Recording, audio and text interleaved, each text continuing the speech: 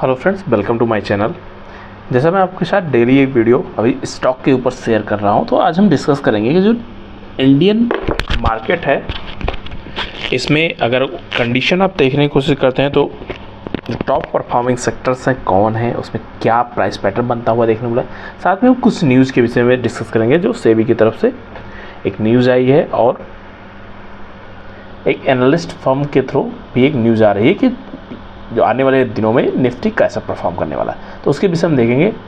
Learning purpose के लिए है, कोई बाइंग सेलिंग की रिकमेंडेशन नहीं है। आप नए हैं, लाइक कमेंट सब्सक्राइब करें, बेल आइकन दबाना मत भूलिए। साथ में टेलीग्राम चैनल से जुड़ सकते हैं, इसमें मैंने व्यूज़ को पोस्ट करता रहता हूँ। रेगुलर बेसिस यहाँ पे अपडेट आपको मिलती रहती है। मैंने आपके लिए अभी जो वीडियो पोस्ट किया है सिल्वर माइक्रो के विषय में, आप उसको चेकआउट कर सकते हैं। आपको डेफिनेटली उसी के अराउंड में प्राइस पैटर्न मूव करता हुआ देखने को मिलेगा। अब चार्ट की बात कर लेते हैं। चार्ट अभी निफ्टी का चलता हुआ आपको सामने है। इस चार्ट को हम डिटेल में डिस्कस करेंगे। उससे पहले हम कुछ सेबी की नई रूल्स आए हैं उसके विषय में डिस्कस कर लेते हैं। नया रूल है, SEBI introduce guideline to regulate real time share price data usage. जो रियल टाइम डेटा था, बहुत इसमें मल्टीपल जो ऑनलाइन गेमिंग प्लेटफॉर्म थे, थर्ड पार्टीज़ थी, उन्होंने यूज़ किया था। उसके लिए अलग से रेगुलेशन लेके आ रहे हैं। सिक्योरिटी एंड एक्सचेंज बोर्ड, जिसको हम सेबी बोलते हैं, has introduce new norms to regulate the sharing of real time share price data with third parties. Aiming जो उसका मिसयूज़ होता था अलग अलग गेमिंग प्लेटफॉर्म पे या कुछ और भी थर्ड पार्टीज़ का मतलब यहाँ से है जो सेबी से रजिस्टर्ड डायरेक्टली नहीं है और उसका यूज़ किसी और पर्पज़ के लिए कर रहे हैं। उसके लिए स्पेशली इन्होंने this guideline target online platform to use the data for activities like fantasy games and virtual trading. तो इन दोनों के लिए इन्होंने ऐसा शेयर किया। अगर इनको यूज़ भी करना है तो इसको बैक साइड में जाके यूज़ करना पड़ेगा। जैसे आज के लिए अगर इनको यूज़ करना है डेटा, तो ये प्रीवियस डे का ही यूज़ हो सकते हैं। आज का करंट डेट का डाटा ऑनलाइन मार्केट में नहीं यूज कर सकता, उसके लिए अलग से रेगुलेशन जारी करेगी। सेबी का प्राइमरी कंसर्न है miss use of real time stock price. Online platform के थ्रू कोई मिस यूज ना हो, मेनली कंसर्न सेबी का है। उसके लिए टाइम पे अलग अलग डिसीजन लेते रहते हैं और रेगुलेशन में बेसिकली काम करते हैं। ये एक सिक्योरिटी एक्सचेंज है, जस्ट लाइक अ पुलिस बोल सकते हैं, जो मॉनिटर करती है, रूल्स को इम्प्लीमेंट कराती है। अब इसके बाद सेकेंड जो मोस्ट इम्पॉर्टेंट थिंग आ रही है, इंडियन इकोनॉमी के लिए बहुत ही क्रूशियल है ये रिपोर्ट। अगर रिपोर्ट आई है तो कुछ इसके पीछे लॉजिक भी होगा, उसके पीछे हम देखने की कोशिश करें। Nifty likely to hit 26,500 in next 18 month. ये रिपोर्ट आई है एमके ग्लोबल फाइनेंस सर्विसेज के थ्रू। इन्होंने आने वाले 18 महीने में ऐसा कुछ प्रिडिक्शन दिया। अब ये प्रिडिक्शन क्या है, अगर इसको बात करते हैं तो एमके ग्लोबल एक्सपर्ट का कहना है कि जो दिसंबर 24 है इस तक ये नहीं लगभग 24,500 का टच करेगा level. Next further scale up होगा 26,500 का लेवल पे बाय दिसंबर 25 में। तो 1.5 साल का इन्होंने टाइम दिया है। अब इनके लिए इन्होंने कुछ कंडीशन रखी है।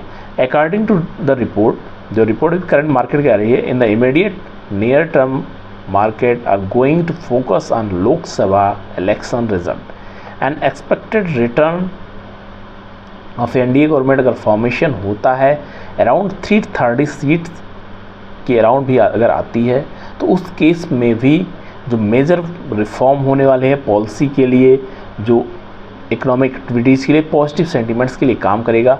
और इन सभी के बेस में अगर स्पेशली बात करते हैं तो जो ब्रोकरेज फर्म है also advise to have multi cap approach to equal position in large cap.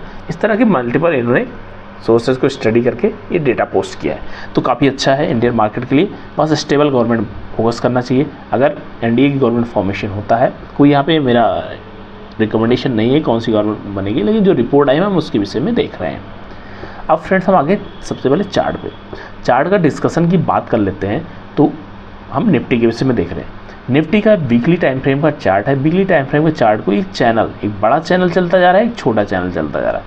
इस बीच में मार्केट रिएक्ट करता हुआ जा रहा है। अगर इसको मैं थोड़ा डेली में कन्वर्ट करने की कोशिश करता हूँ तो आप देख रहे हैं इस चैनल के पास पहुँचने के बाद में थोड़ा सा करेक्शन फेज में बना हुआ है। अब इमीडिएट सपोर्ट जो इसके लिए बनता हुआ देखने को मिल रहा है 22,800 का लेवल है, वहाँ से लगभग 88 पॉइंट ऊपर है। अगर इसके नीचे आके फंसने की कोशिश करता है तो फिर आपको एक डाउन मूव देखने को मिल सकता है, जो कि इसको लगभग 600 तक का भी लेवल लाने के लिए रेडी है।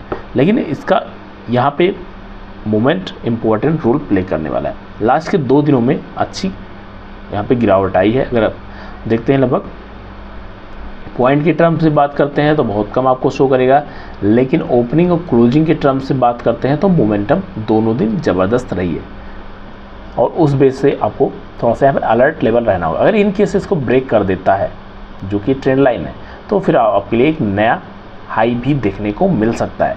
तो कंडीशन यहाँ पे मार्केट लिए बहुत इंपॉर्टेंट है। जिस रेंज पे क्लोज किया है, अगर 22,800 के नीचे निकलता है तो आपके लिए फिर अच्छे मूव डाउन साइड के लिए देखने को मिलेंगे।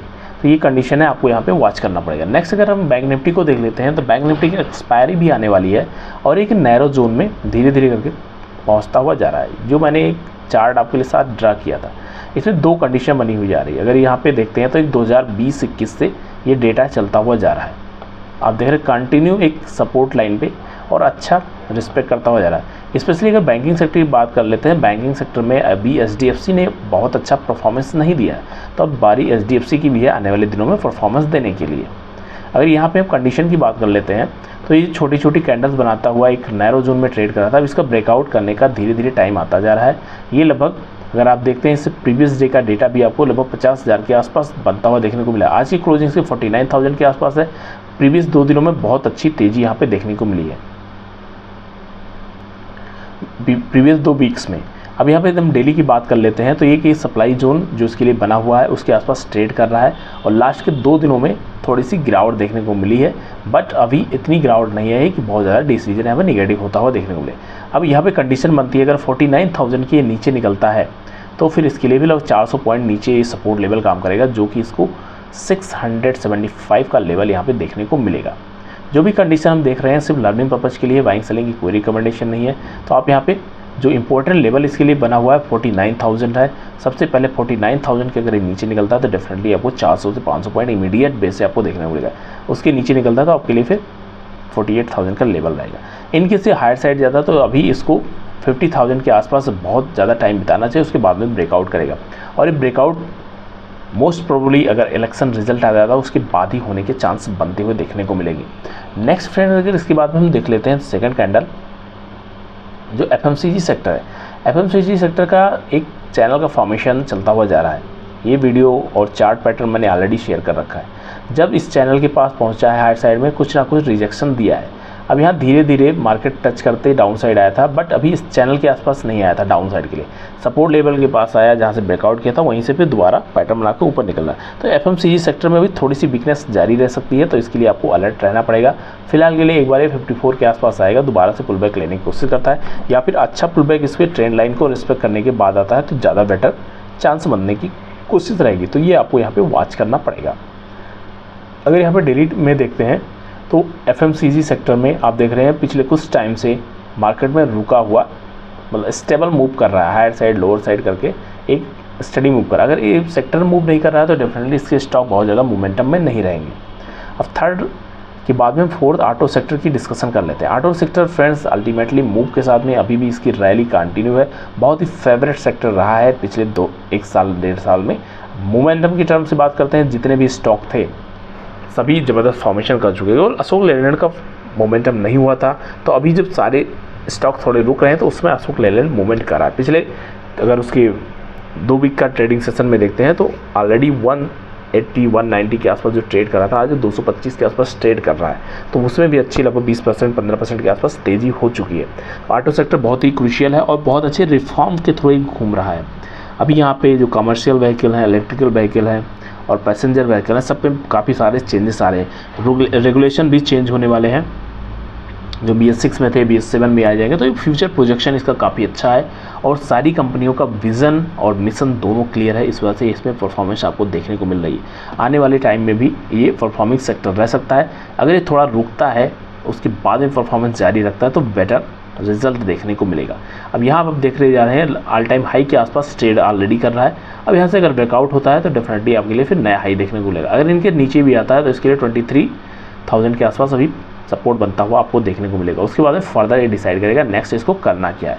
तो इन सभी कंडीशंस के बीच में आपको रेडी रहना होगा कि ये सारे लेवल्स आपके लिए इंपॉर्टेंट रहेंगे। अगर ये मैं मार्किंग क्यों कर रहा हूँ, कैसे कर रहा हूँ, अगर इसको सीखना तो आप मेरे साथ जुड़ सकते हैं। लाइक कमेंट करिए, सब्सक्राइब करिए, उसके बाद में आपके साथ शेयर करूँगा। लास्ट के हम बात कर लेते हैं, जो लास्ट सेक्टर है और इम्पोर्टेंट सेक्टर है वो फार्मा सेक्टर का। फार्मा सेक्टर की अगर बात कर लेते हैं तो पिछले कुछ दिनों से काफ़ी रेंज में बना हुआ है। उससे पहले 2 ही सेक्टर परफॉर्मिंग चल रहे थे, जो हम सेक्टर्स के विषय में डिस्कशन कर रहे थे। 2023 में फार्मा सेक्टर ने अल्टीमेट मूव दिया है और उसका साथ ऑटो सेक्टर ने दिया है।